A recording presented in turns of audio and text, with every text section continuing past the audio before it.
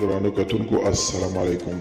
زه محمد سلمان همدرد د حق غږ پښتو چینل خبري لنډیز کې ستاسو کوربه اوس تاسو پام را اړوم د مهمو خبرونو لنډیز ته. امریکا او انګلیس د ځینو سیاسي مبصرینو په حواله لیکي د افغانستان ګاونډیان د طالبانو سره د 1990 کلونو په پرتله دوستانه روابط لري.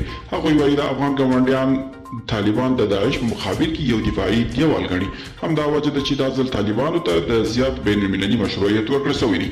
د افغانستان پخواني ولسمشر حامد کرزي یوه خبري کنفرانس د خبرو د څرګندونو پر مهال ویلي چې ډېر ژر به د دوحې مذاکرات په جدي توګه پیل سي او تمه شته چې دلته پردي روانه جګړه ختمه سي. هغه پر هیوادوالو غږ کړی دی چې اندېښنه دې نه کوي ځکه دا جګړه ژر ختمېدونکې ده. د ولسي جرګې امیر رحمان رحماني وایي د ولسمشر لومړی مرستیال امرالله صالح د فیسبوکي اتل جوړېدو پر ځای د خلکو د یووالي هڅې وکړي، خلک دې نه تهدیدوي. او د افغانستان د صنعت او سوداګرۍ وزارت وایي چې تېر کال په پرتله له افغانستان او اردن ته په صادراتو کې 80 سلنه زیاتوالی راغلی.